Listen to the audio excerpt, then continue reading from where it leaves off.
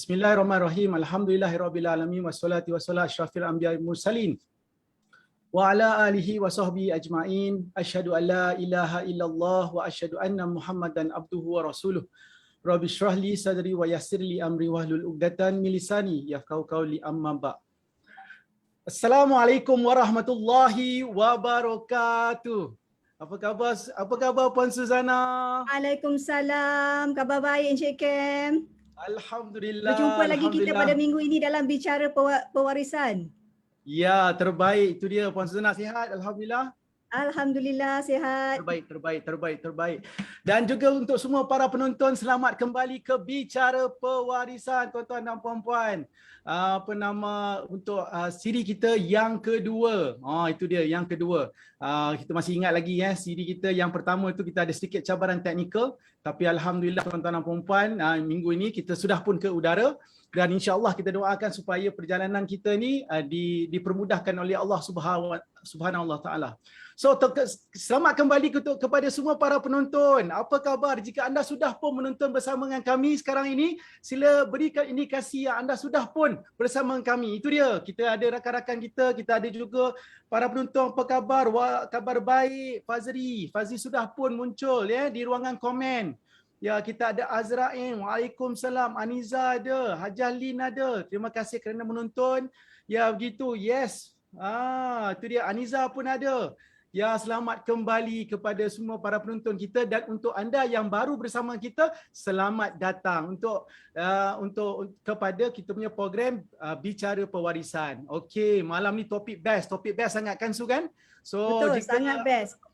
pun pastikan anda bantu kita untuk kita sebarkan ilmu ini kepada semua rakan-rakan kita di luar sana. Apa lagi lah kita nak buat hari Sabtu malam ni kan, kalau boleh diorang menonton sesuatu yang memberikan ilmu dan memberikan manfaat kepada diri mereka, pasangan mereka, dan boleh menonton bersama keluarga. So sila share button share, tekan banyak button like dan love, untuk memastikan kita terus bertenaga untuk berkongsi ilmu pada malam ini. Betul tak Su? Betul. Terbaik. Itu dia Puan Suzana kan. Awak kata apa, bercahaya tudungnya, muka dia pun bersinar Kenapa? Sebab malam ni kita bawa suatu topik yang sangat menarik tuan-tuan dan puan-puan.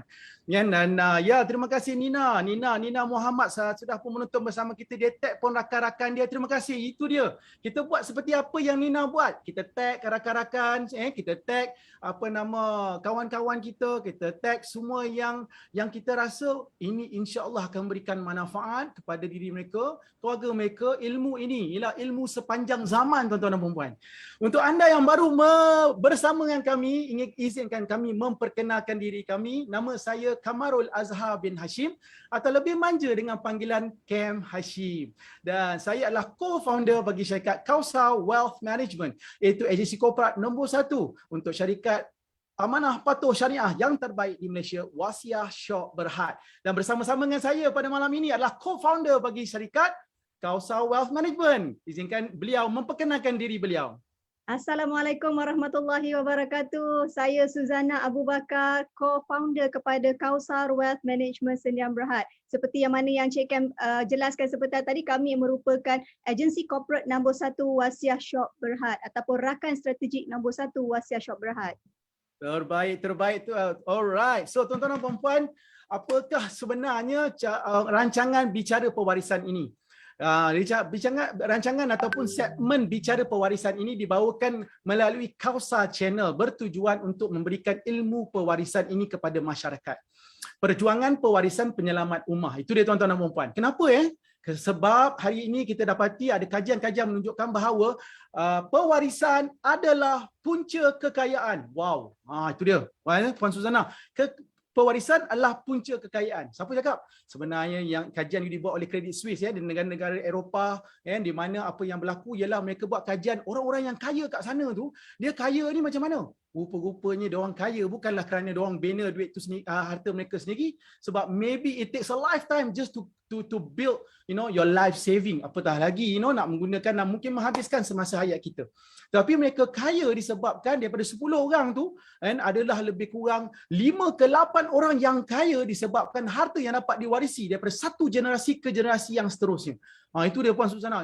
Itu sebab dia orang kaya. Sebab apa? Sebab dia mengambil over generation to grow the assets and harta.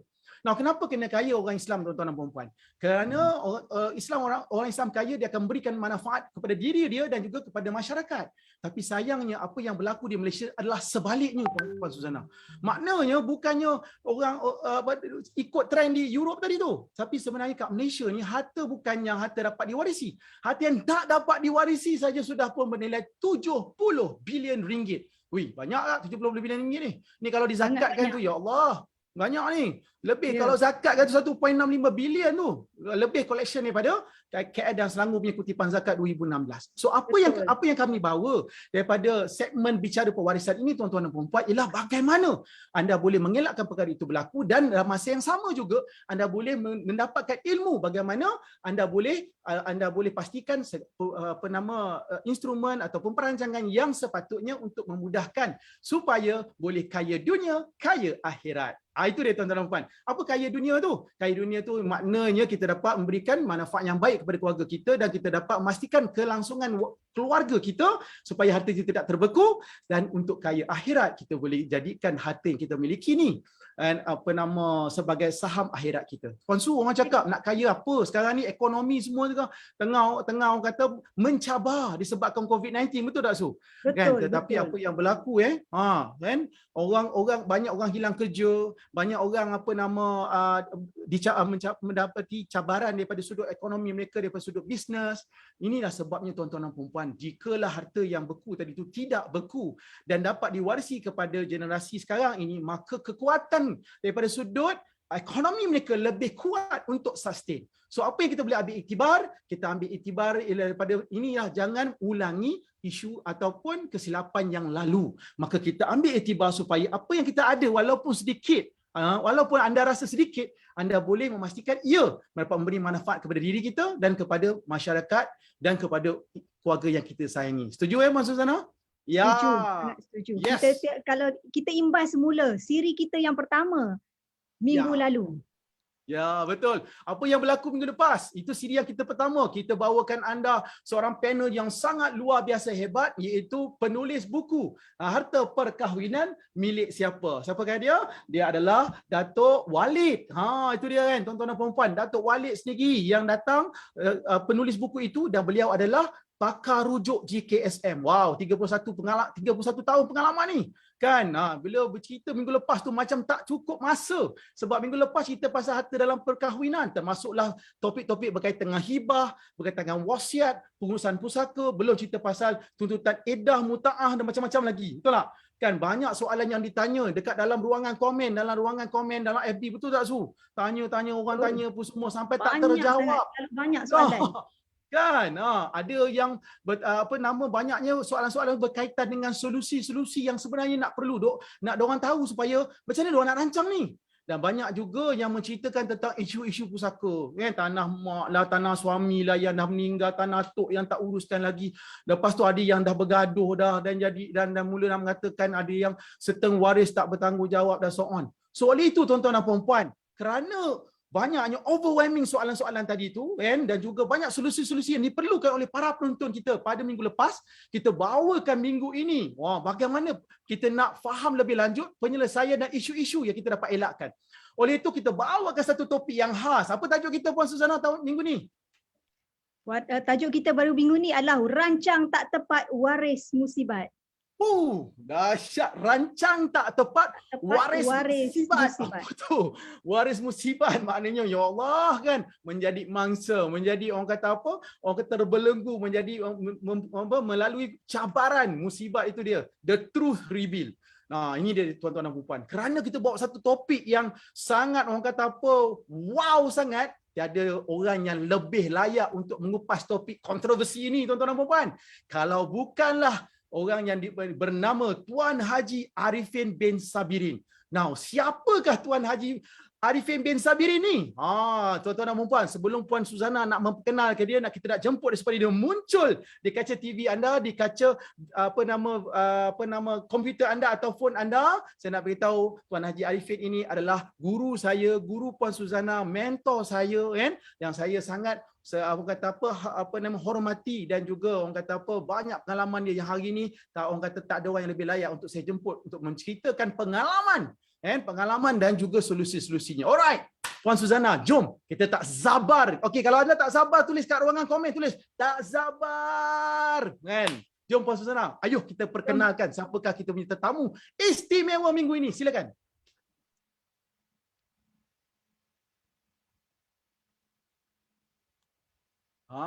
Itu dia. Selamat datang Tuan Haji Arifin Sabirin. Unmute Tuan Haji. Itu dia, kita berikan tepukan yang gemuruh. Selamat datang Tuan Haji. Terima kasih.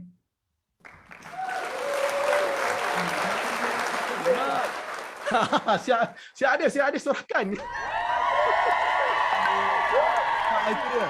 Ya, okey, untuk orang yang dalam industri memang dah kenal lah kan, memang dah kenal siapakah Tuan Haji ni. Tuan Haji ni adalah CEO Wasiah Syok Berhad, pengasas, dan Puan Suzana akan ceritakan latar belakangnya. Tapi mereka yang menonton bersama kami malam ni mungkin belum berkesempatan nak berkenalan dengan Tuan Haji Arifin. Siapa Tuan Haji Arifin ni sebenarnya? Okey, untuk itu kita jemput Puan Suzana untuk membacakan sedikit latar belakang Tuan Haji Arifin.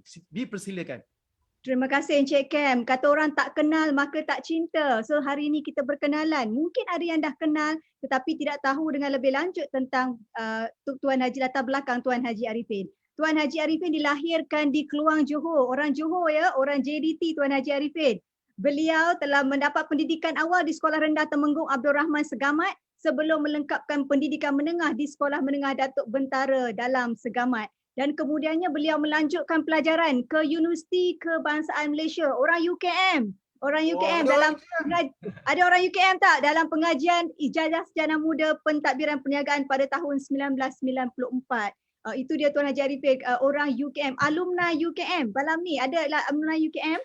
Ya, beliau juga pernah mengetuai delegasi pemimpin pelajar Malaysia ke program SIF ASEAN Visiting Student Fellowship di National University of Singapore pada tahun 1993 semasa di universiti yang mengumpulkan pemimpin-pemimpin pelajar dari seluruh ASEAN. Jadi sebaik saja tamat belajar daripada universiti, beliau memulakan kerjayanya di Citibank Kuala Lumpur pada tahun 1994. Background banking Tuan Haji. Sebelum berhijrah ke RHB Unit Trust Management Berhad pada tahun 1996. Dan muncul sebagai $1 million achiever 3 tahun berturut-turut sehingga 1998. Boleh bagi tepukan Encik Kem untuk Tuan Haji Arifin? Okey. Wah, okey. Industri financial tu memang orang kata memang pakar lah kan. Teruskan. Ya, dan bagi merealisasikan kerana cintanya Tuan Haji ni kepada pewarisan, bagi merealisasikan aspirasi untuk mewujudkan satu platform yang dapat membantu umat Islam merancang harta secara efektif, beliau menubuhkan Wasiah Syok Berhad, sebuah syarikat perancangan harta dan pengurusan pusaka secara syariah pada tahun 2004. Jadi itu dia tuan-puan, kalau dari segi achievement dia, di bawah kepimpinan dia, Wasiah Syok Berhad muncul sebagai pemenang anugerah Franchisor Harapan Terbaik 2008. Syarikat Bumiputera berprestasi tinggi di bawah program TERAS, naungan unit teraju Jabatan Perdana Menteri semenjak tahun 2008. Dan Regional Best Enterprise Asia 2018 oleh European Business Assembly di London, UK, Inspirational Company 2019 oleh World Corporation of Business di Houston, USA, dan Syarikat Perancangan Harta dan Pengurusan Pusaka Terbaik Malaysia 2020 oleh Niaga Times. Okey, dari segi company, dari segi syarikat, dalam kapasiti individu, Tuan Haji Arifin juga diiktiraf sebagai pemimpin industri keuangan dalam Outstanding National Entrepreneur Award 2018, Perceptive Leader Award 2017 oleh SME Industry Award, dan World Business Leader 2019 oleh World Corporation of Business. Banyak pencapaian Tuan Haji secara syarikat dan secara peribadi. Dan kalau tengok Wasiah Syok Berhad muncul sebagai organisasi pertama di Malaysia memperkenalkan perkhidmatan hibah untuk rakyat Malaysia. Hari ini, Wasiat Syok Berhad ialah sebuah syarikat amanah patuh syariah terbesar di Malaysia, ya tuan-puan, terbesar di Malaysia dengan aset pelanggan yang bakal diurus bila pelanggan meninggal dunia bernilai hampir 35 bilion ringgit Malaysia. Dan Wasiat juga menawarkan perkhidmatan paling komprehensif. Kalau tadi 35 bilion, dia menawarkan 35 jenis perkhidmatan perancangan harta kepada rakyat Malaysia. Jadi Tuan Haji Arifin ni telah pun menyampaikan lebih dari 5,000 ceramah di seluruh Malaysia. Lebih 5,000 ceramah di seluruh Malaysia termasuk di Singapura, Brunei, United Kingdom dan Australia. Beliau juga menyumbang idea dalam cadangan penggubalan akta wasiat di bahagian syariah dan pengharmonian undang-undang Jabatan Peguam Negara. Jadi tuan-puan, kita bawa orang yang paling layak untuk bercakap dari segi qualification, dari segi anugerah dan juga yang paling mahal sekali Tuan Haji, dari segi pengalaman. Selama 23 tahun berada di tengah-tengah masyarakat, pelbagai pengalaman. Tanya saja Tuan Haji pengalaman berkenaan dengan pengurusan pusaka, semua ada di pengalaman daripada Tuan Haji ni. Jadi kalau kita tengok tadi kan, topik tadi seperti yang kita war-warkan Tuan Haji kan, topik kita malam ni adalah rancang tak tepat waris musibat. Dengar perkataan waris musibat tu pun sebenarnya dah ngeri Tuan Haji ya. Sebab kalau kita tengok bongkar kebenaran kisah-kisah pusaka, kalau Tuan Haji nak bongkar daripada pengalaman Tuan Haji 23 tahun ni, kalau biasa penonton semua dengar kisah-kisah berpuaka berkenaan pusaka. Antaranya kisah-kisahnya anak halau mak dan ayah daripada rumah. Tergamak menghalau anak menghalau ayah dan mak daripada rumah. Ada pula kes mertua halau menantu. Putus saudara kerana pusaka, dan tak cukup putus saudara, berbunuh-bunuhan pula antara adik-beradik kerana pusaka. Jadi 23 tahun pengalaman Haji dalam industri ini, Haji pernah jumpa ke perkara-perkara ni ataupun orang kata sembang kencang je ataupun ada realitinya ke Tuan Haji?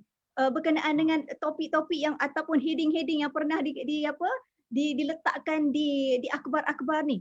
Jadi mesti para penonton semua tak sabar nak dengar daripada Tuan Haji sendiri pengalaman beliau selama 23 tahun, wujud tak wujud perkara-perkara yang dikatakan sebut. Jadi mungkin Tuan Haji boleh mulakan dengan bagaimana Haji bermula dalam industri ini dan apa pengalaman Tuan Haji berkaitan isu-isu pusaka berpuaka ini. Kenapa rancang tak tepat ni waris musibat? Silakan Tuan Haji. Ya, tu dia. Bismillahirrahmanirrahim. Assalamualaikum warahmatullahi wabarakatuh. Alhamdulillahirabbil alamin wassalatu wassalamu ala asyrafil anbiya wal mursalin sayyidina Muhammadin wa ala alihi wasahbihi ajmain. Terima kasih Su dan Kem kerana sudi menjemput saya untuk bersama-sama dalam rancangan bicara pewarisan pada malam ini. Sebenarnya saya fikir Su dan Kem sendiri pun mempunyai pengalaman yang agak banyak juga di dalam bidang ini. Dan sebenarnya Su dengan Kem pun boleh cerita tajuk ni kan. Tak perlu jemput saya pun sebenarnya kan. Tapi saya hargailah peluang yang diberikan oleh Su dengan Kem untuk saya bersama-sama pada malam ini ya. Jadi saya sebenarnya seperti yang dibaca tadi, saya sebenarnya dengar Su baca profil saya tadi, saya naik malu sebab lama sangat buang masa baca panjang-panjang sangat kan. Saya seperti yang Su sebut tadi, sebenarnya saya punya background lebih kepada banking. Ya, lebih kepada banking. Saya memulakan kerjaya saya di Citibank. Sebaik saja saya grad, one semester before I graduated, saya dah dapat offer letter daripada Citibank. Jadi last semester tu dah relax lah sebenarnya sebab dah tahu dah 3 hari lepas saya habis my final paper terus saya report duty kepada Citibank.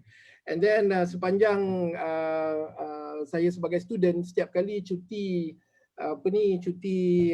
semester yang panjang, saya akan bekerja temporary di Maybank, di HSBC ya. Ini pengalaman-pengalaman yang saya kutip daripada bank sebab dalam fikirannya sebenarnya memang nak jadi banker dalam fikiran dia ya, daripada belajar semasa cuti universiti ya, saya bekerja di bank, memang nak jadi banker dan memang Allah lorongkan saya jadi banker di Citibank dan kemudiannya selepas itu di RHB ya. Tapi ialah perancangan Allah ni kadang-kadang berlaku dalam bentuk yang misterius lah, yang kita tak tahu lah kan. Jadi satu hari saya singgah di satu masjid untuk maghrib dan ada seorang hamba Allah bercerita tentang hukum faraid. That was in 1997, lebih kurang macam itulah. Jadi ketika itu saya bekerja di tempat lain. Jadi bila bekerja di RHB lah pada ketika itu. Jadi bila saya dengar tentang faraid, kebetulan saya masa tu ada seorang anak perempuan. Jadi hamba Allah ni, penceramah ni bercerita tentang struktur faraid bagi orang yang mempunyai anak perempuan sahaja, tidak ada anak lelaki. Dan saya terperanjat bila saya dengar dia berceramah, saya dapati bahawa struktur faraid saya, kerana saya ada anak perempuan sahaja, maka adik-beradik saya pun terlibat. Ya, kalau masa tu ayah saya masih ada, diberitahu bahawa kalau ayah dah meninggal dunia, saya cuma ada anak perempuan saja, maka adik-beradik pun berhak ke atas harta pusaka saya.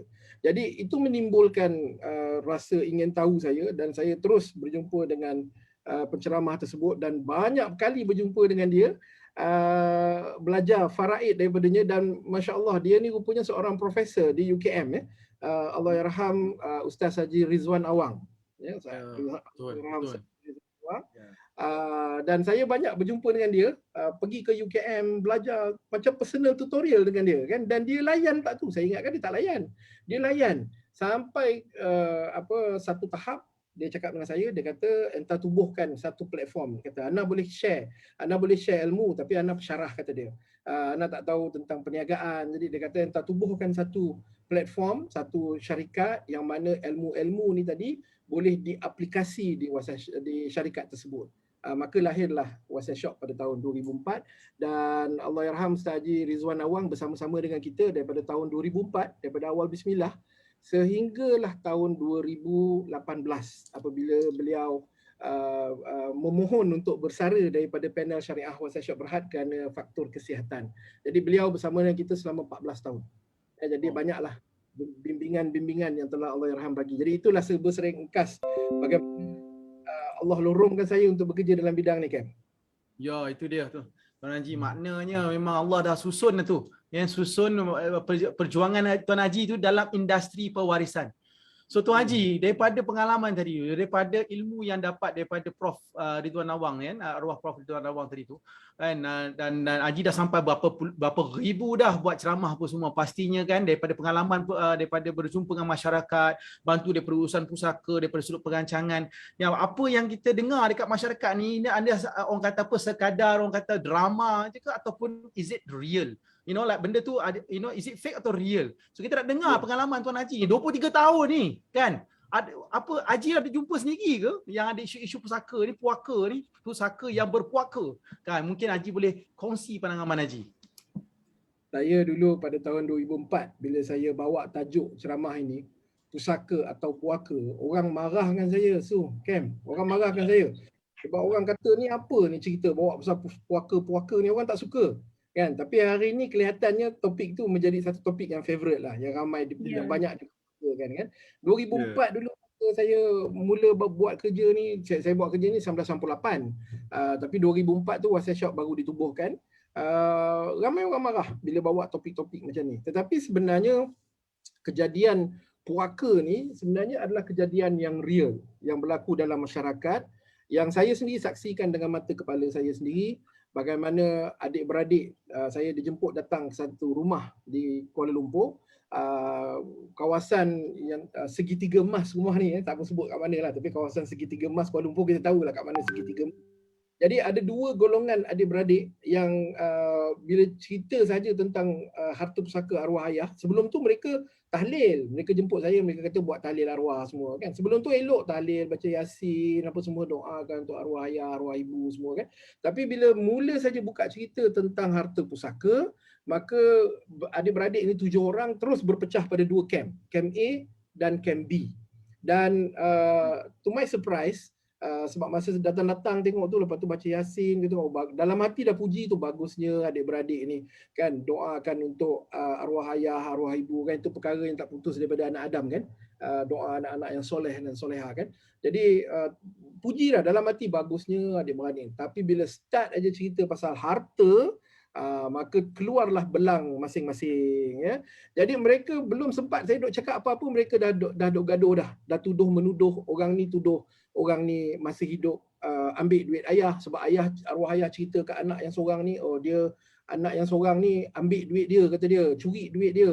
Jadi pihak yang mendakwa itu kata sepatutnya bahagian yang dicuri itu mestilah ditolak daripada bahagian harta pusaka anak ni tadi, anak yang mencuri, ya.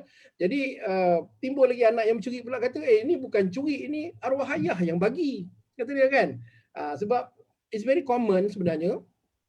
Macam di Muar saya jumpa satu kes, alah tersebut pula nama tempat. Sebaik tak sebut kampung. Apa mak saya tu? Kan? Si ibu ni dia ada 8 orang anak, ya. Si ibu ni dia berpesan kepada anak-anak yang 7 orang. Anak yang 7 orang ni nombor 1 sampai nombor 7 bekerja di luar kawasan kampung lah. Mereka ni bekerja di KL, di Penang, di Johor Bahru semua kan. Ada masing-masing ada kerjaya masing-masing. Jadi yang tinggal dengan ibu ni di kampung ialah anak bongsu dia. Ya, anak bongsu dia. Jadi si ibu ni dia cakap dengan anak-anak yang 7 orang yang bila dia orang ni balik kampung semua raya kan, dia cakap tanah mak yang dekat kampung ni, tanah rumah ni dan juga tanah kebun, ada beberapa ekar tanah kebun, mak dah bagi adik engkau pegang secara amanah, kata dia. Secara amanah. Nanti kalau mak tak ada nanti, adik engkau ni nanti dia bagilah balik tanah ni kepada engkau orang semua, bagilah sama rata, kata dia. Itu cerita dia kepada 7 orang anak ni tadi. Selepas berlaku kematian, apabila dikonfront, 7 orang anak ni konfront anak yang bongsu kata, mak dah tukar milik geran tanah tu daripada nama arwah mak, dah tukar ke nama dia, dah tukar ke nama anak bongsu. Itu bukan pegangan secara amanah, bukannya pemegang amanah, memang dah tukar geran. Jadi anak bongsu ni kata, tengok ni geran ni, kata dia. Ni geran ni nama aku ni, kata dia. Mak dah bagi aku tanah rumah dengan kebun ni. Jadi kalau korang balik kampung nak tuntut hak ke apa pun semua ke, nak marah-marah semua, korang jangan balik kampung sebab tanah ni aku yang punya. Ini silap perancangan lah ni namanya, Kem. So ni terlibat dengan kan. Yes. Jadi kadang-kadang bila kita cerita dengan orang ramai, dengan masyarakat, situasi macam ni boleh berlaku. Masyarakat tak percaya. Sebab dia kata anak dia bagus, anak dia tahfiz. Minta maaf saya cakap, saya pernah jumpa seorang anak yang menafikan hak ibu tiri dia. Bapa dia nikah 2, menafikan hak ibu tiri dia. Dan maki hamun ibu tiri dia, dan ibu tiri dia cerita dengan saya. Ini ceritalah, saya tak tengok. Ibu tiri dia cerita dengan saya, dia kata anak yang memaki hamun ni orang yang mempunyai pendidikan agama yang hebat. Ya, seorang hafiz. Jadi bukanlah kita nak memburuk-burukkan orang hafiz ni, tapi nak menunjukkan bahawa bila datang bab harta pusaka ni, siapa pun kita, tinggi mana pun ilmu agama kita, bila diletak di depan kita harta, maka ada kemungkinan dia akan lupa ayat-ayat Quran surah An-Nisa ayat 11, 12, 176 yang dia hafal. Memang dia hafiz kan, yang memang dia hafal betul tu kan, dia akan lupa segala-galanya sebab apa yang dia hendak ialah harta.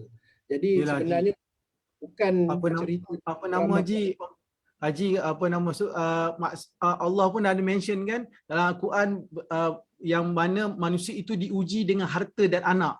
Kan? Dua-dua yang Haji mention tadi tu adalah ujian. Teruskan Haji, teruskan. Jadi bukanlah satu cerita yang direka-reka untuk menakut-nakutkan, ya, tetapi sebenarnya itu adalah realiti dan kita nak kena praktikal. Cam dan juga semua penonton pada malam ni, kita nak kena praktikal dalam keadaan yang saya cerita ni ialah cerita-cerita pra-COVID-19 sebelum Mac 2020, yang mana pada ketika itu ekonomi bagus, waris-waris semua ada kerjaya sendiri, ada pendapatan sendiri.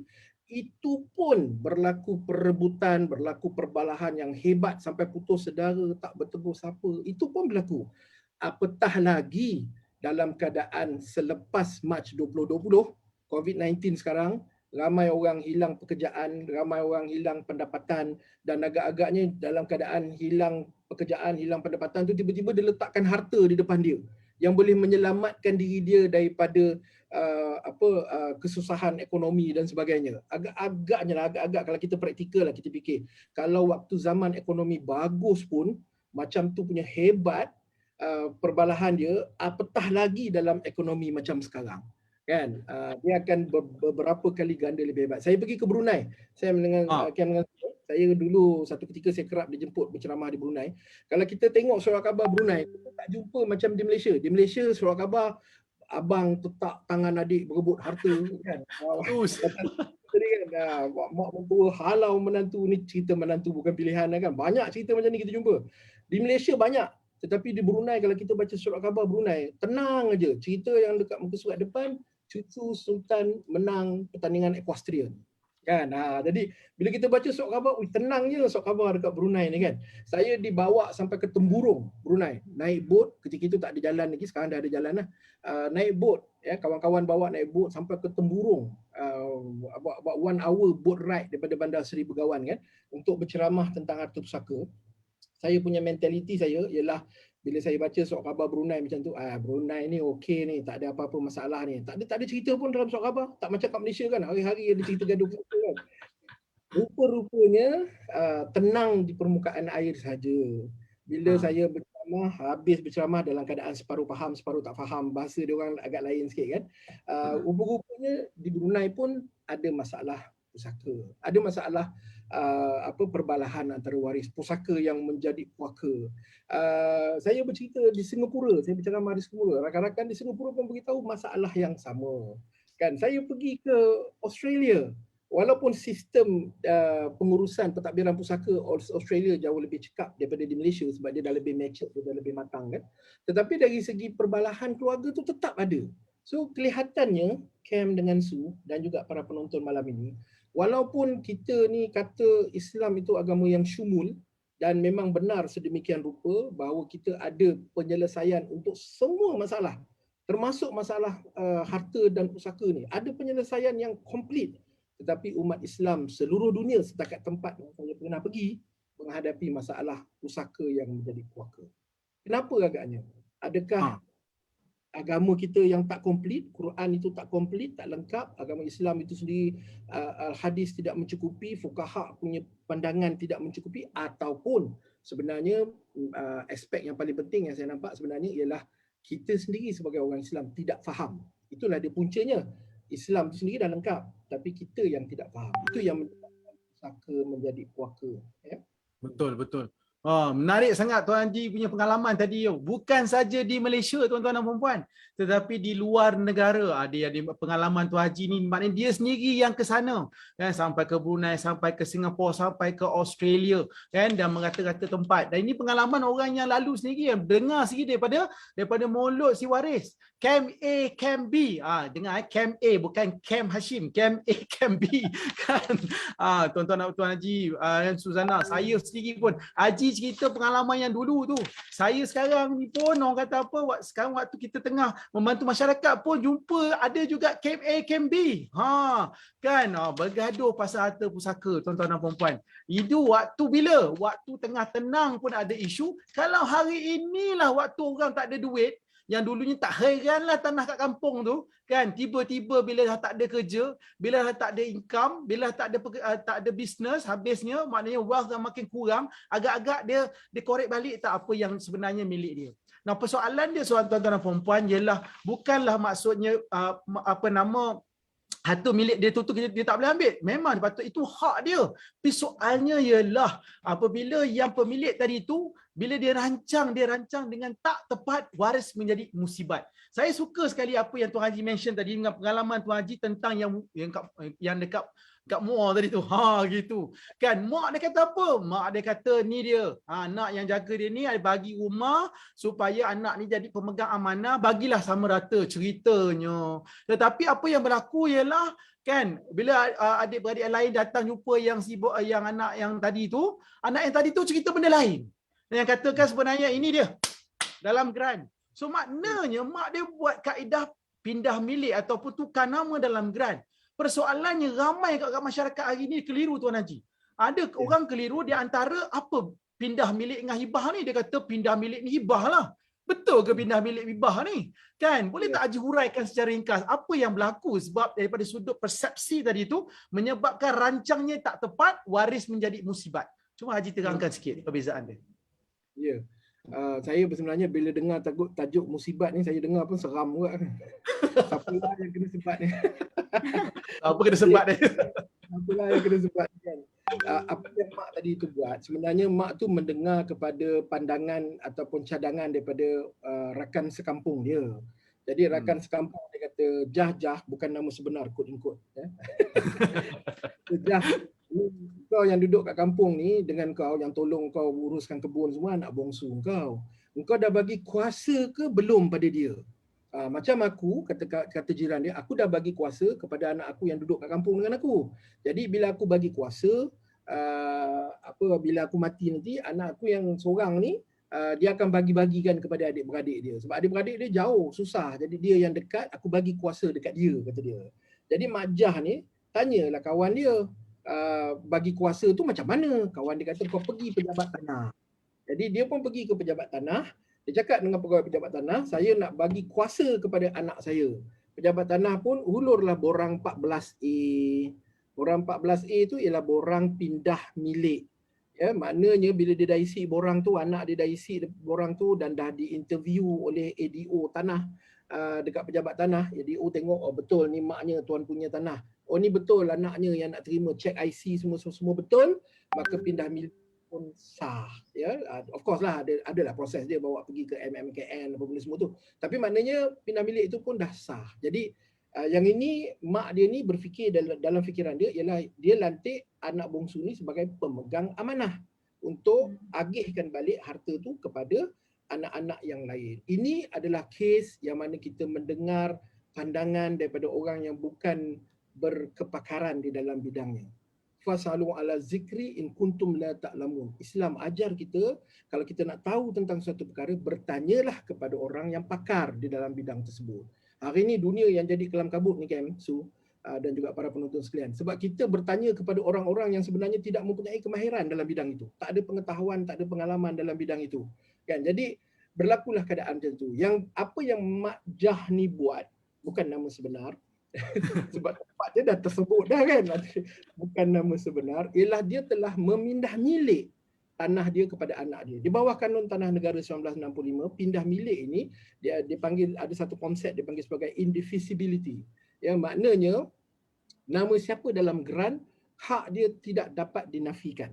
Maknanya memang dia punya, suka hati dia lah dia nak buat apa kat tanah tu. Jadi bila dah nama dalam geran, dah jadi milik anak lah. Bila dah jadi milik anak, sama ada anak ni tadi nak agihkan balik kepada abang dia, adik-beradik dia atau tidak, itu terserah kepada dia. Sebab sudah jadi milik dia.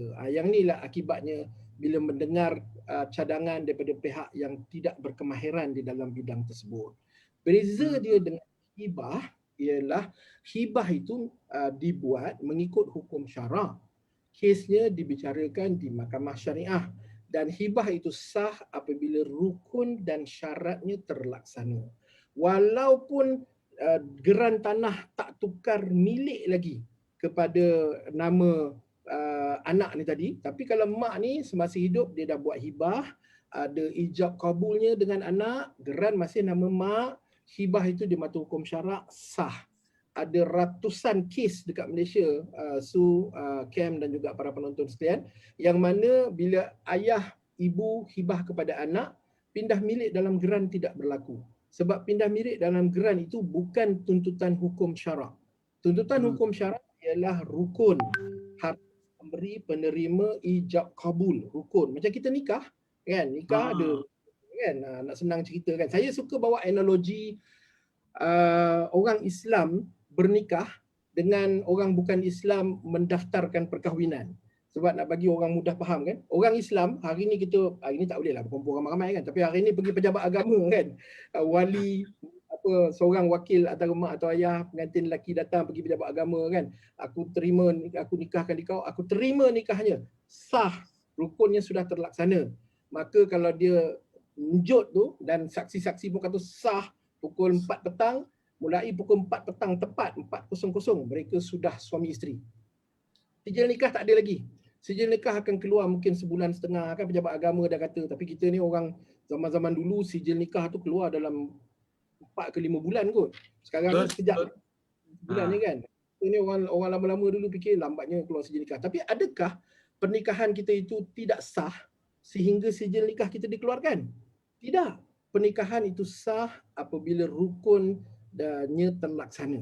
ya, pengantin perempuan, pengantin lelaki, wali, saksi kan. Terlaksana 5 rukun tu, maka pernikahan itu sah. Sijilnya keluar 3 bulan, 4 bulan selepas itu. Ya, orang bukan Islam mendaftarkan perkahwinan sebab orang Islam ikut hukum syarak. 4 petang sahlah dia suami isteri dan tertakluklah semua undang-undang berkaitan pernikahan itu kepada mereka berdua. Ya, jadi orang bukan Islam dia daftarkan perkahwinan, dia pergi pejabat pendaftaran. Hari ni dia ada majlis dia kan, dia pergi yang subuh-subuh je dah horn bunyi kereta tin bangsa Tionghoa kan. Pergi menyembah hormat ahli keluarga kan, apa semua kan. Dari segi adat istiadatnya dah berjalan dah di mata mereka, dianya adalah pasangan suami isteri. Tapi di mata undang-undang Law Reform Act 1971 mereka belum suami isteri, sehinggalah mereka mendaftarkan perkahwinan di pejabat pendaftaran dan keluar sijil perkahwinan itu, maka barulah mereka suami isteri. So saya nak membawa penonton sekalian untuk faham bahawa hibah ni bukan maknanya pindah milik baru hibah tu berlaku. Tidak. Yang hibah tu berlaku apabila rukun dan syaratnya terlaksana. Kalau pindah milik tu, kalau orang kata nak pindah milik, itu adalah pindah milik. Itu bukan hibah, itu pindah milik. Itu mengikut kanun tanah negara. Hibah dia ada hukum syarak yang mesti dipatuhi. So itu perbezaan antara hibah dan juga pindah milik. Ya, itu dia Tuan Haji. Tuan Haji menerangkan perbezaan di antara pindah milik dan juga hibah. Isu dia ialah daripada sudut apa yang dia mahukan dan instrumen yang dipakai adalah tidak tepat. Kan, mana mak tadi nak bagi, kan, mungkin ada nak baginya, mungkin nak pegang harta tu lagi, mungkin nak anak jadi pemegang amanah dan seterusnya, kan. Tetapi orang yang rujuknya dia mungkin berikan maklumat yang lain pula. Itu ya tuan-tuan dan puan, carilah ahlinya, kan. Kalau nak tahu pasal pasal pewarisan ni, kenalah cari kat pakarnya yang belajar siang dan malam tu pasal topik tu. Dan lepas tu kemudian sampai kat sana pula dia guna instrumen lah yang berbeza. Ini yang jadinya musibat. Maknanya waris tadi tu terkesan disebabkan hasrat yang nak dibuat, instrumen yang dipakai tak cocok, tak ngam, yang menjadikan kekeliruan masyarakat. Ini ya tuan-tuan dan puan-puan, apabila kita nak buat sesuatu tetapi caranya tak kena, maka tak terlaksana, malah dia memberikan kesan yang negatif. Sebab itu tuan-tuan dan puan-puan, kita kena faham perbezaannya. Hukum syarak bila hibah dia kat mana dia punya bidang kuasa dia, yang sebenarnya apa istilah ataupun daripada sudut siapa yang boleh memberikan, orang kata ilmu daripada sudut rukun-rukun dan syarat sah rukun tadi tu untuk boleh dilaksanakan. Wah, kita tengok kat sini hari ini masyarakat, kita juga ada instrumen-instrumen civil dan ada perbezaannya tuan-tuan dan puan-puan. Menariknya juga ada juga orang kata hari ini tuan-tuan dan puan-puan, orang keliru tentang isu perancangan ini juga daripada sudut penggunaan wasiat. Mungkin Puan Suzana ada soalan tersebut. Okey Tuan Haji, saya tertarik dengan perkongsian Tuan Haji yang pertama tadi, iaitu yang kisah di Segitiga Emas Kuala Lumpur tadi, di mana ayah dah meninggal dunia. Lepas tu anak ni kata adik-beradik ni kata anak ni curi duit ayah. Anak ni kata ayah yang bagi. Lepas tu anak ni tak setuju. Dia dah jadi 2 camp A dan camp B. Bila nak muafakat dah tak boleh muafakat lagi dah. Kerana ada pegangan-pegangan yang dia pegang daripada pesanan ayah tadi, betul kan? Sebab ayah tadi apa? Dia ada hasrat. Mungkin juga dia dah menghalalkan hutang pada anak tadi. Tuan Haji pernah tulis kan, hutang kayu api. Betul kan Tuan Haji? Hutang anak pada ibu bapa ni hutang kayu api kan, dah habis dah terus. Dia burn lah. Jadi mungkin ayah dah pun menghalalkan. Tetapi adik-beradik yang seorang lagi tu cakap, okey tak, ini perlu ditolak daripada pusaka tadi. Jadi dia wujud, itu dikatakan musibat tadi. Jadi orang cakap kalau dalam masyarakat Melayu ni, wasiat ni sangat, perkataan yang sangat sinonim dengan orang Melayu kan Tuan Haji. Kalau Tuan Haji duduk 23 tahun di dalam industri pewarisan ni, dia orang kata buat agih harta ikut wasiat, selesai masalah. Tetapi kalau tengok daripada kisah yang Tuan Haji ceritakan tadi, disebabkan oleh berpesan yang seperti berwasiat tadi, yang menjadikan persengketaan adik-beradik tadi. Itu kita tak tahu kisah seterusnya apa jadi kan Tuan Haji pada adik-beradik tadi. Mungkin tak bertegur siapa. Mungkin dah berkaitan berpatah arang dah adik-beradik kan. Jadi itu sebenarnya Tuan Haji. Macam mana ke Tuan Haji kalau yang lebih sesuai diberikan kepada waris-waris ni kalau wasiat tadi tak menyelesaikan? Ada satu ceramah saya buat di sebuah negeri di utara Semenanjung. Kali ini tak nak sebut negeri. Sebuah negeri di utara Semenanjung.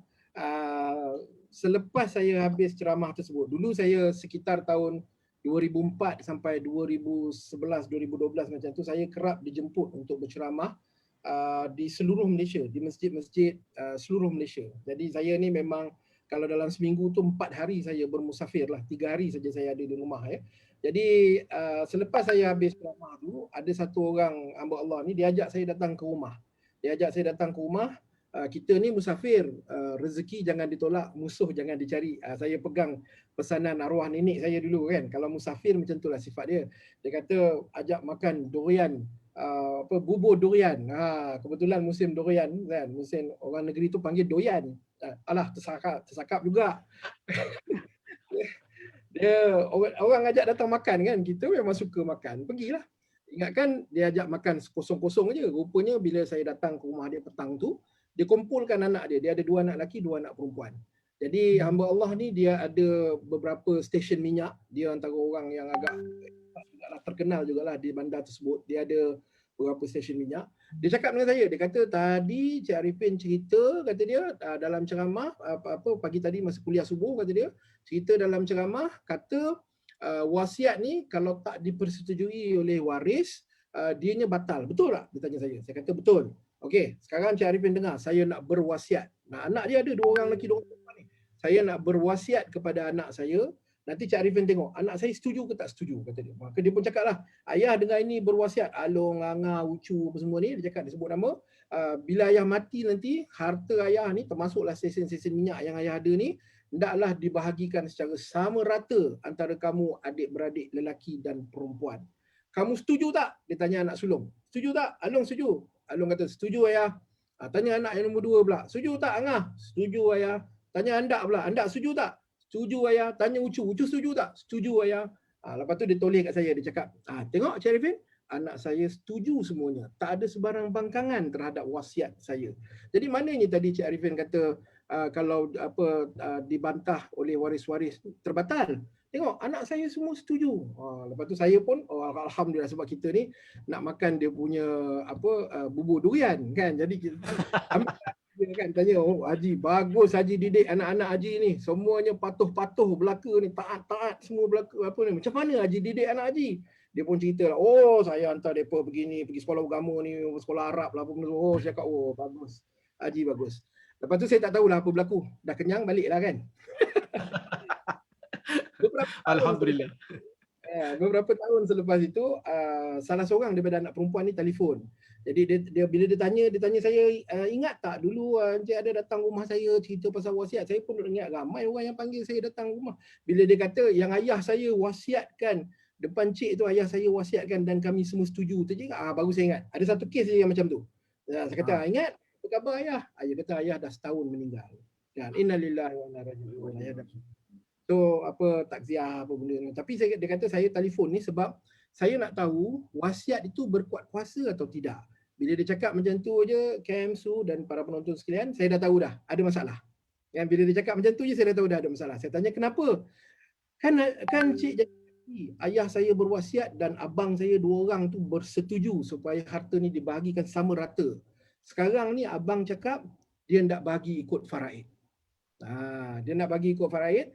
2 bahagian untuk dia, untuk anak lelaki, 1 bahagian untuk anak perempuan. Kan mereka dah setuju dulu. Boleh ke mereka sekarang bila ayah dah mati, mereka tidak bersetuju? Jawapannya, boleh. Sebab apa boleh? Sebab wasiat itu kuat kuasanya selepas mati. Dia berbeza dengan hibah. Hibah kuat kuasanya semasa hidup. Itu perbezaan antara hibah dan wasiat. Jadi wasiat kepada waris, ini memang dipersetujui fuqaha sependapat. Walaupun ada perbincangan yang panjang kat situlah, tapi generally fuqaha sependapat bahawa wasiat yang diberikan kepada waris sekiranya tidak dipersetujui oleh waris-waris di kalangan waris-waris, maka wasiat itu batal sepenuhnya. Kecuali waris-waris kata, ya, kami setujulah dengan wasiat ayah tadi, bagi sama rata antara anak lelaki dan anak perempuan. Jadi bila dia tanya macam tu, berkuat kuasa ke yang wasiat masih hidup ayah buat tadi? Jawapannya tidak. Lepas tu dia kata, kenapa cik tak nasihatkan ayah saya? Saya dah bagi tahu, tapi dia kata anak dia semua bagus.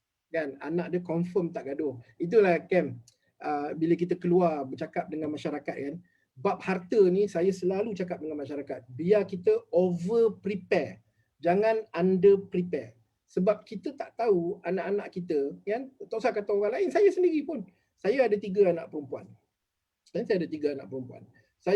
Memang saya tahu saya didik anak saya macam mana, saya hantar dia pergi sekolah agama, didikan saya macam mana, hubungan saya dengan anak-anak macam mana. Tetapi faktor yang kita tak boleh kawal antaranya ialah faktor pasangan. Pasangan ni kita tak tahu. Anak kita kenal. Pasangan kita tak kenal. Kan? Jadi datang rumah kan, saya selalu cakap dengan anak-anak saya, kalau mereka membawa calon suami datang berjumpa dengan saya, sebab 3 anak perempuan kan, memang terima menantu je. Kalau mereka datang bawa calon suami jumpa saya, datang selepas asar. Kita minum kan. Nanti solat maghrib, kat rumah saya ada surau kan, solat maghrib, saya hendak bakal menantu saya mengimamkan solat maghrib tersebut, ya. Dan bacaan dia minima ialah al-mulk. Kan? Tinggi betul lah ya cakap kan. Sebab itu je ayat yang saya hafal, lain ayat tak hafal. Ya, jadi menantu, faktor menantu. Yang ini kita tak boleh baca kan.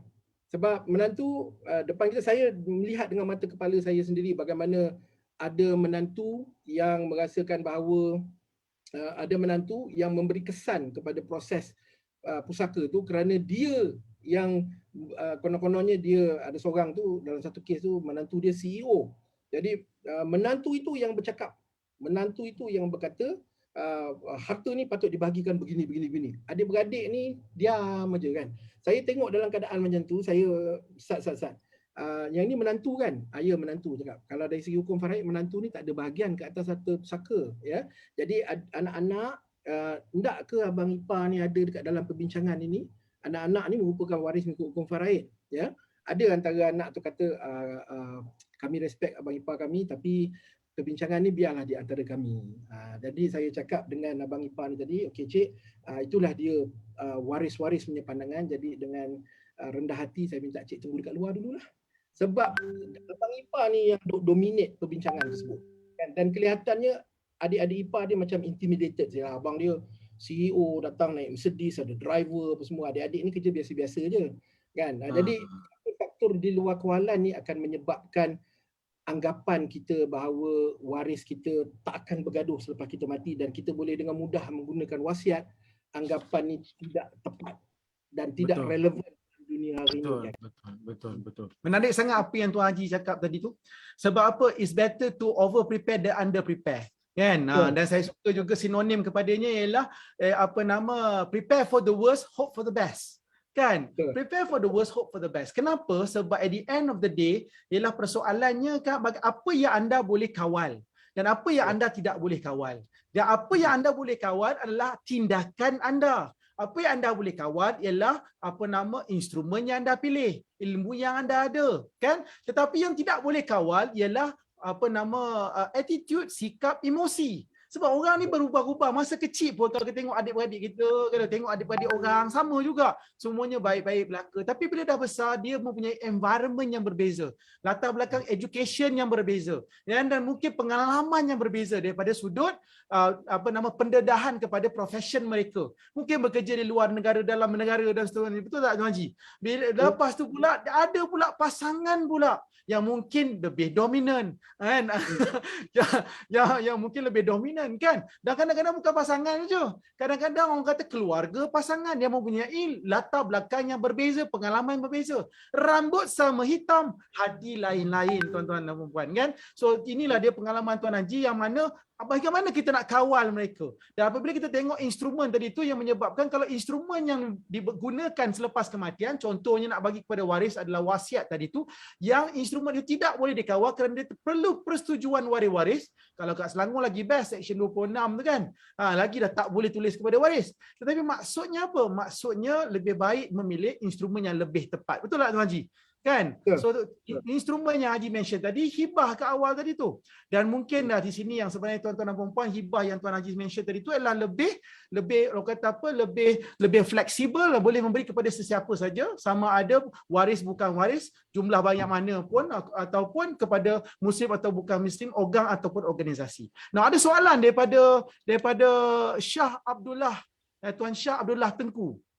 Daripada soalan daripada penonton kita malam ni. Dia kata, Tuan Syah bertanya, jika dokumentasi hibah bersyarat dah sempurna, boleh tak waris menolak pelaksanaan selepas kematian? Oh, itu dia. Dah ada soalan ni, hibah bukan hibah ya, hibah bersyarat. Ini Tuan Syah ni dia dah advance lagi ni. Tuan Haji. Ini kawan sama belajar dengan saya kat UKM dulu. Accountant Oh, ya besar ke? ni. Masya-Allah. Tuan Kusyah ni, Tuan Kusyah ya. Kusyah. Okey, apa khabar Kusyah ya? Hibah bersyarat ni dia ada beberapa jenis, dia ada beberapa bentuk. Satu dipanggil sebagai hibah bersyarat, yang mana contohnya saya hibahkan kepada anak saya harta saya, rumah saya, dan saya letak syarat. Syaratnya ialah saya hibahkan rumah ini dengan syarat, ya, dengan syarat anak saya hendaklah mengizinkan isteri saya untuk terus menetap di rumah tersebut selagi ada hayat isteri saya. Itu hibah bersyarat, ya. Yang kedua, kita ada hibah bersyarat balasan. Hibah bersyarat balasan ni, sebab hibah ni sebenarnya dia ada 4 jenis. Hibah syarat ni dia ada 4 jenis. Hibah bersyarat balasan ialah ayah hibahkan rumah ni yang bernilai 1 juta kepada kamu dengan syarat kamu bayarlah ayah rumah ni 1 juta, tapi kamu bayarlah ayah RM10,000. Kan, itu hibah bersyarat balasan, dia minta ada in return. Yang ketiga ialah hibah bersyarat umrah. Hibah bersyarat umrah ni maknanya ayah hibahkan rumah ni kepada kamu sepanjang hayat kamu, ya, umur, sepanjang hayat kamu. Kalau ayah dah meninggal pun kamu masih hidup, rumah ini kekal menjadi milik kamu. Tetapi sebaik saja kamu mati, maka rumah ini akan berpatah balik kepada waris-waris ayah. Kalau ayah sudah mati, berpatah balik kepada ayah kalau ayah masih hidup. Maknanya dia tengok pada umur. Dan yang keempat ialah hibah bersyarat rukbah. Hibah bersyarat rukbah ni maknanya ayah hibahkan rumah ni kepada kamu, tapi bila kamu mati je, rumah ni pulang balik kepada ayah. Itu maksud hibah bersyarat rukbah. Ya, jadi ada 4 jenis.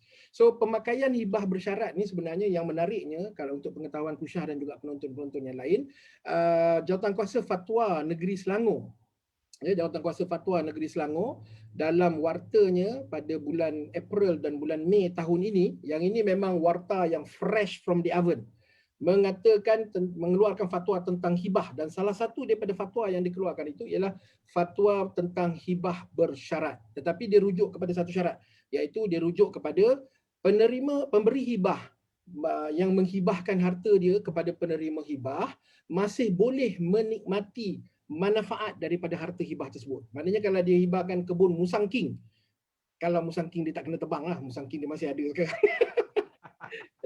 Dia nak makan, dia nak ambil musang king tu, dia nak jual hasil tu, dia nak makan hasil tu, boleh, salah. Syaratnya mengikut fatwa Negeri Selangor, penerima hibah mesti bersetuju dengan syarat tersebut. Okey, kami buat penyelidikan ilmiah tahun 2017 dengan bersama-sama dengan UKM, kita dapati bahawa hibah bersyarat rukbah sebenarnya sudah pun diimplementasi di Malaysia, di Suruhanjaya Security dalam keputusan Majlis Penasihat Syariah Suruhanjaya Security pada tahun 2000 yang mengatakan bahawa hibah bersyarat rukbah bagi unit trust account adalah sah, dan hibah bersyarat rukbah juga merupakan satu hibah yang telah diperkenalkan melalui jadual 10, ya, jadual 10 Akta Perkhidmatan Kewangan Islam 2013 yang menyebut tentang conditional hibah.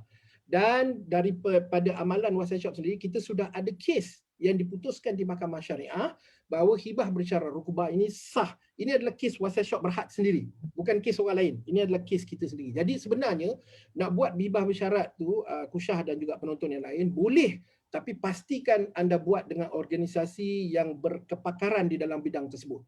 Sebab kita kena faham betul-betul duduk letaknya pandangan fuqaha, duduk letaknya hujah-hujah. Macam WhatsApp Shop Berhad ni, pelanggan-pelanggan yang membuat hibah dengan kita, bila berlaku kematian, kita akan appoint panel lawyer kita untuk mewakili kes ni di Mahkamah Syariah. Dan panel lawyer kita ni memang dilatih oleh jawatan kuasa teknikal syariah kita. Supaya dia guide kes ni macam mana, hujah-hujah yang nak digunakan, hujah-hujah apa dan sebagainya. Ya, jadi itu sebab saya sebut hibah bersyarat boleh digunakan, tapi pastikan anda buat dengan organisasi yang betul-betul berkepakaran dan berpengalaman dalam bidangnya. Jangan copy paste. Itu dia tuan-tuan dan puan-puan so maknanya ada kepakaran masing-masing dan itu yang pentingnya. So sebab itulah membawa kepada isu topik hari ini. Sebab apa? Sebab kalau tak rancang dengan tepat, waris yang menjadi mangsa, itu yang musibah ataupun musibat. Sebab niat dia betul tetapi caranya tak kena. Sebab itu hari ini tuan-tuan dan puan-puan yang paling penting dapat ilmu dan pergi kepada pakar dia. So itu yang Tuan Haji mention tadi tu. Bila sebut tentang hibah ini, dan bukannya semua yang kita nak hibahkan, tetapi apa yang berlaku ialah kajian menunjukkan pemilik harta tu ada hasrat tertentu. Dan sebab itulah kalau digunakan cara yang kaedah yang tepat, maka dia boleh mengharmonikan waris-waris tadi tu instead of meninggalkan waris dalam keadaan yang musibat atau musibah. Ini yang persoalannya kan. Okey, kita nak tahu soal apa instrumen tadi tu. Wasiah ni kenapa wasiah is the right organization daripada sudut hibah ini? Kan ada kepakaran hibah ini macam hospital ke, orang hospital pun ada dia punya kepakaran juga. IJN ni pakar jantung kan, wasiah ni pakar apa sebenarnya daripada sudut pewarisan. Dan ada juga soalan yang ditanya oleh soalan daripada Tuan Suhaimi Ali, dia kata bagaimana nak tukar nama geran yang telah meninggal dunia, maknanya pemilik dah meninggal dunia. So maknanya perkhidmatan wasiah bukan sekadar hanya daripada sudut perancangan, tapi daripada sudut perancangan pembahagian, tapi sudut perancangan pengurusan. So mungkin Tuan Haji boleh ceritakan sedikit peranan wasiah shop dalam menyediakan perkhidmatan dan perbezaan daripada sudut kekuatan, daripada sudut solusi-solusi yang disediakan. Silakan. Ya, saya jawab soalan tentang nak tukar nama tu sebab ini pengalaman yang sangat related dengan kita baru-baru ni kan. Bila berlaku kematian, pegawai undang-undang kita bertemu dengan waris dalam Zoom lah, membacakan kutubah pusaka. Jadi waris ni pula ditemani oleh seorang teman dia yang kita tak tahu siapa. Ini lebih kurang macam cerita CEO Abang Ipar tadi itulah kan. Jadi tiba-tiba semua okey, tapi tiba-tiba last minute dia kata teman ni tadi bersuara dan dia bercerita, dia kata kenapa nak cerita pasal harta pusaka. Orang ni cuma nak tahu pasal nak tukar nama dalam geran je. Nama si mati tukar kepada nama yang masih hidup. Apa nak cerita kutubah pusaka, hadis lah, ayat Quran lah, apa benda sebenarnya, apa bendanya kata dia. Cerita je lah macam mana cara nak tukar nama dalam geran. Pendekatan kita di Wasiah Shop berbeza sebab kita adalah syarikat amanah patuh syariah. 100% syariah compliance. Ya. Jadi kita akan bagi kefahaman masyarakat bahawa urusan nak tukar nama dalam geran tadi, dia terkait dengan hukum hakam agama. Hukum hakam ni kita jangan buat main. Kita orang Islam bukan saja harta pusaka. Seluruh aspek kehidupan kita diikat dengan hukum hakam. Kan? Bukan kata nak bagi harta pusaka je, nak nikah, nak makan, nak bekerja, segala-galanya. Kan? Waimah nak bersama dengan pasangan pun ada hukum hakamnya juga. Kan? Yang kita mesti patuh sebab kita orang Islam. Jadi nak tukar nama, kalau dari segi proses wise, boleh datang ke Wasiah Shop, kita boleh bantu macam mana proses nak tukar nama tu. Tapi sebelum kita tukar nama, kena dengar kutubah pusaka kita dulu. Ini kita wajib kan, supaya dia faham hukum hakam, nanti barulah dia tahu, oh hak aku banyak ni je dari segi faraidnya.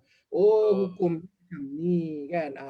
Kalau kita sebagai orang Islam, kita dah faham hukum, proses tukar nama tu senang. Ya, sebab proses tukar nama tu harta 2 juta ke bawah bawa pergi pusaka kecil, 2 juta ke atas bawa pergi ke Mahkamah Tinggi Sivil. Tapi kalau pening-pening boleh datang pada kita uruskan semua, tak ada masalah. Ya, itu proses tukar nama. Penyelesaian ilmu dan kefahaman dan persepsi tadi Tuan Haji. Sebab masing-masing datang daripada camp masing-masing, ilmu masing-masing. So itu yang pentingnya tadi tu. Orang kita masih beranggapan KMSU dan penonton sekalian, orang kita masih beranggapan urusan pusaka ni ialah tukar nama atau geran. Bukan, tukar nama atau geran tu hanyalah satu komponen saja. Tetapi dia punya hukum hakam dia tu komplit. Kita kena faham dulu hukum hakam. Kita nak nikah, kita kena fahamlah rukun nikah. Janganlah pergi jumpa Tok Kadi je. Cepat salam, kan? Tok Kadi tu nak baca nikah dulu, betul? Kan? Suami isteri macam ni. Mana ada Tok Kadi tak tahulah kalau orang nikah kat sepadan, dia nikah macam mana kan? Sebab saya pun tak ada pengalaman nikah di sepadan. Jadi tak tahu macam mana. Tapi mana ada orang datang nikah, Tok Kadi, cepat. Salam, jom. Cepat. Mana ada? Kena cerita dulu kutubah nikah hukumnya macam mana. Tanggungjawab semua. Kan? Jadi sebenarnya kita dekat dengan hukum hakam. Pada kita, kerana apa? Kerana harta yang tak diwariskan ini dia kalau diwariskan dengan kaedah yang betul, waris-waris faham hukum hakam dengan baik, dia punya kebaikan dia, manfaat dia ialah selepas harta itu diwariskan, hubungan waris-waris tetap baik dan semakin baik. Ada kes-kes yang kita jumpa lepas dah selesai kes pusaka tu, adik-beradik ni berpeluk-peluk, menangis-nangis dan hubungan mereka menjadi lebih rapat berbanding dengan selepas semasa mak bapak dia masih hidup. Itulah dia pusaka yang membawa barakah. Kan? Ya, bukan transaksi je ya, bukan sekadar transaksi tetapi proses. Kan, kalau transaksi bukan nikah saja. Orang kata nak ke bumi pun sama juga. Apa susah-susah? Bungkus masuklah dalam kubur. Kan, kubur je lah. Tapi ada proses, kita mandikan, kita solat, kapankan, solatkan, ada dia punya talqin dia apa semua untuk yang si hidup. Dan benda inilah yang sebenarnya membawa kepada kesedaran, membawa kepada roh itu sendiri. So Tuan Haji, apa yang menyebabkan wasiat itu orang kata adalah solusi yang terbaik daripada sudut penggunaan perancangan itu untuk pemilik harta supaya dia rancang secara tepat dan waris tidak menerima musibat. Silakan. Kita pendekatan kita untuk pengetahuan para penonton sekalian ialah kita ni adalah tailor-made boutique services. Tailor-made boutique services maknanya bila kita berjumpa dengan masyarakat, kita akan faham dulu apakah struktur faraid dia, apakah portfolio harta dia, apakah hasrat dia. Kemudian kita akan memberi diagnosa. Selepas kita tahu 3 faktor penting ni, barulah kita bagi diagnosa. Hakikatnya bukan semua orang perlu wasiat 100%. Bukan semua orang juga perlu hibah 100%. Ada orang perlu wasiat, ada orang perlu hibah. Jadi pendekatan kita adalah tailor-made. Kita akan menyesuaikan keperluan orang ni, perancangan harta dia mengikut keperluan dia. Mungkin ada orang perlu 1 dokumen cukup. Ada orang perlu 3 dokumen. Ada orang saya pernah jumpa 17 dokumen. Tinggi macam ni, dokumen dia nak kena sign. Dululah, sekarang ni dah banyak digital je. Kan? Jadi kekuatan kita ialah paling penting sekali ialah kerana kita komprehensif. Ya, kita ada solution untuk semua keadaan. InsyaAllah kita ada solution. Kita ada 37 solution sekarang ni dan increasing. Dalam kilang kita ada banyak lagi solution yang sedang menunggu untuk dikeluarkan. Yang paling penting telah mendapat kelulusan panel syariah kita. Ya, jadi kita panel syariah kita berdaulat. Keputusan mereka tidak boleh diubah oleh sesiapa termasuk lembaga pengarah. Sebab apa-apa keputusan berkaitan tentang hukum syarak, panel syariah tu dia ada exclusive power yang tak boleh dibantah oleh siapa. Kalau panel syariah putuskan macam ni lah dia yang mesti dibuat oleh Wasiat Syok Berhad, saya sebagai CEO, saya bertanggungjawab memastikan arahan panel syariah itu dipatuhi 100% tanpa kompromi. Kerana kita diaudit. Jadi yang kedua, kenapa Wasiat Syok berbeza ialah kita patuh syariah 100%. Yang ketiga ialah kerana produk kita adalah research based. Tiap-tiap tahun kita bagi grant pada universiti untuk membuat penyelidikan topik-topik berkenaan tentang hibah yang hendak kita bangunkan. Ya, jadi bila kita buat penyelidikan ni, kita jumpa dapatan penyelidikan yang di luar daripada kefahaman masyarakat biasa. Sebab penyelidikan ni, kita akan study kitab. Kitab yang di-study oleh penyelidik kita bukan kitab Malaysia sahaja. Kitab seluruh dunia mereka study. Ya, lepas tu dilihat kepada kes-kes mahkamah, dilihat kepada undang-undang syariah sedia ada. Jadi itulah yang membuatkan Wasiat Syok merupakan peneraju kepada hibah harta bercagar. Kerana kita buat penyelidikan untuk hibah harta bercagar pada 2017. Di saat kita perkenalkan hibah harta bercagar, KMSU dan para penonton, ada orang-orang di luar sana yang kata haram, ya, hukum tak mematuhi hukum syarak lah hibah harta bercagar. Tup-tup selepas beberapa tahun memperkenalkan hibah harta bercagar yang kita kata sebenarnya boleh buat tetapi tertakluk kepada syarat-syarat tertentu, ya, dan itu pun yang kita dah buat di Wasiat Syok semenjak 2017. Fatwa Negeri Selangor 2021 mengesahkan hibah bagi harta yang masih dalam pinjaman. Ni fatwa bukan saya nobody. Ini fatwa yang mengatakan hibah bagi harta yang masih dalam cagaran adalah sah dengan syarat. Dia ada syarat dia. Mesti ada MRTT ataupun MLTT. Maknanya dia mesti ada perlindungan takaful ataupun mendapat kebenaran daripada pemegang gadaian. Itulah yang daripada 2017 kita duk cakap dengan masyarakat. Hibah harta bercagar ini sah tapi mesti ada syarat ini. MRTT, MLTT dan juga kebenaran. Dan kebenaran tu datang dalam pelbagai bentuk. Bukan surat bank kata saya membenarkan hibah ni dibuat. Tak. Dia datang dalam macam-macam bentuk. Dan alhamdulillah fatwa Selangor, keputusan fatwa Selangor diwartakan. Bukan sekadar keluar fatwa, dah warta. Bila dah warta, Kita kena faham, Jawatankuasa Fatwa Negeri apabila fatwanya telah diwartakan, fatwa itu menjadi sebahagian daripada undang-undang yang mengikat. Itu kita nak kena faham tu. Orang beza kan, orang confuse fatwa yang dikeluarkan oleh Muzakarah Fatwa Kebangsaan dengan negeri. Negeri punya fatwa diwartakan jadi undang-undang. Itu dia punya situasi. Ini 3 faktor utama yang membezakan WhatsApp Shop dengan pemain Itu lain. dia. Nombor 1 ialah dia tailor made tuan-tuan dan puan. Itu dia kekuatan dia. Sebab apa? Sebab orang semua waris lain-lain, harta lain-lain, hasrat lain-lain. Dan ada yang nak bagi, ada yang nak agih, ada yang nak bagi manfaat, ada yang nak memastikan sampai ke generasi-generasi seterusnya. Maka tailor made ini menyebabkan dia adalah specialist, memberikan orang kata apa, butik perkhidmatan. Yang kedua tuan-tuan dan puan, tulis kat ruangan komen, panel syariah, maknanya ketat sebab syarikat ini menyediakan perkhidmatan yang mendaulatkan hukum syarak tuan-tuan. Kenapa? Sebab kita adalah hidup sebagai orang Islam dan juga terikat kepada hukum-hukum syarak.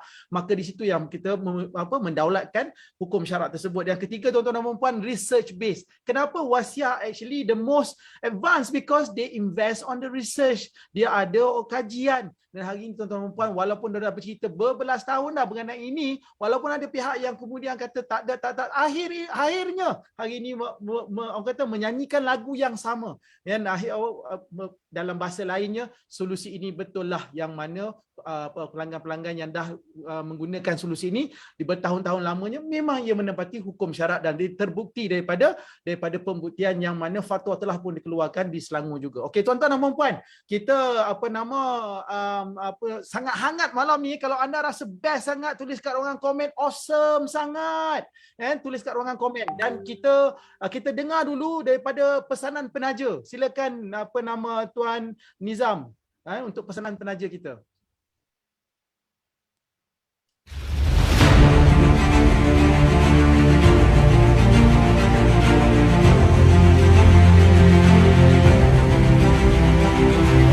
Kesedaran masyarakat Islam mengenai harta yang tidak dituntut dan beku ini semakin meningkat. Kausar Wealth Management. Perusahaan Kausar Wealth Management Senin Berhad.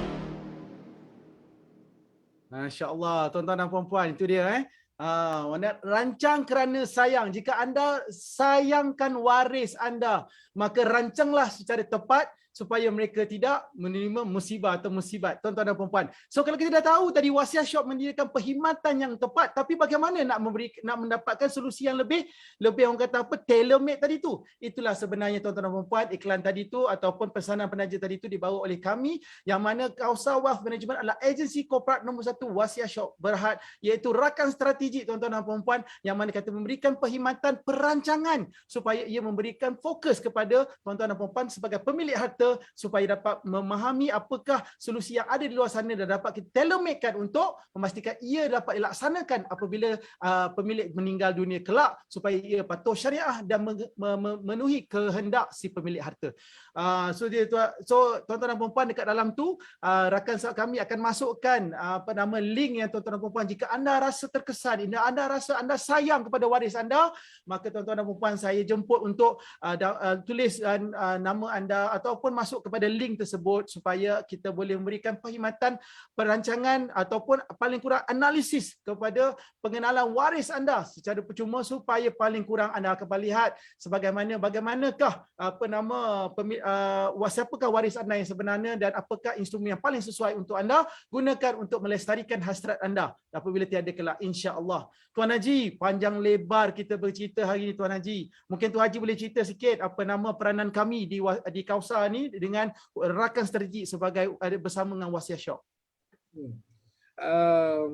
Wasiat Shop ni, kami ni macam Pfizer. Kita ni macam Pfizer. Pfizer kilang yang mengeluarkan solusi. Ya, kita yang mengeluarkan solusi. Maknanya melalui penyelidikan ilmiah kita, melalui panel syariah kita, kita membangunkan solusi-solusi untuk masyarakat. Ada 37 solusi yang kita sedia ada sekarang dan banyak lagi di pipeline. Dalam R&D kita pun masih lagi berjalan. Ya. Kita ni macam Pfizer. Kausar ni seperti doktor-doktor pakar yang mendiagnoskan pelanggan ni apakah dia ubat yang dia perlukan. Jadi pelanggan-pelanggan kena datang kepada Kausar kerana Kausar adalah doktor pakar yang akan membuat diagnosa. Okey, pelanggan ni sakit dia macam ni, maka dia perlu guna ubat yang ini, ubat yang ini, ubat yang ini. Dan ubat-ubat itu dibekalkan oleh Wasiat Shop sebagai pengilang manufacturer. Ini nak bagi analogi mudah lah. Kan, masa saya start guna analogi ni, Pfizer famous dengan ubat apa tu, yang pil biru tu, benda nama dia tu, saya pun Viagra. Viagra. Jadi dan Viagra tu kalau kita ambil analogi, bukan boleh diguna pakai oleh sebarangan orang sembrono sahaja. Dia mesti ada prescription daripada doktor.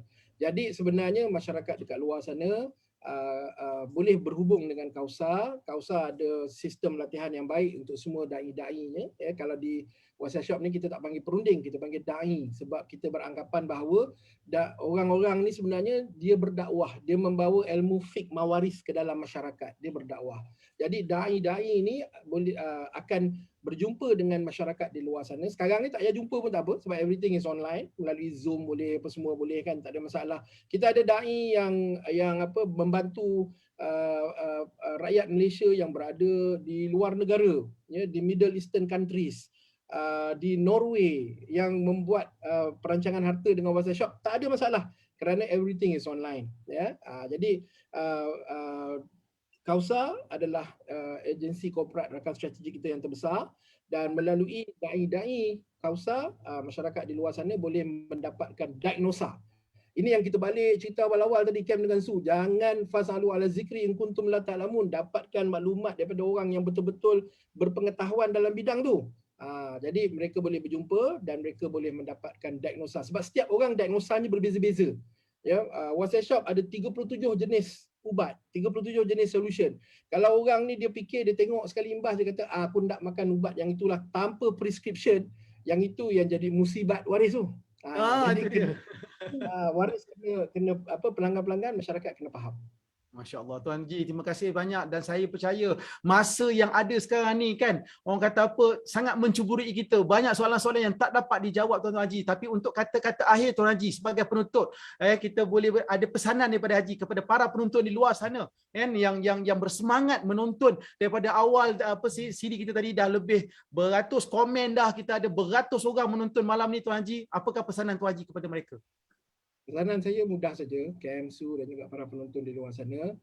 Allah hari ini, hakikat kita dapat bersama-sama malam ini menunjukkan bahawa Allah masih memberi peluang kepada kita. Ya, jadi gunakan peluang, terlanjur kita ni masih dipinjamkan nyawa oleh Allah Ta'ala untuk merancang harta kita dengan kaedah yang terbaik dan paling penting sekali mengikut kaedah syarak. Kita ada, tadi Cam sebut kaedah sivil. Kita ada kaedah sivil dekat luar sana.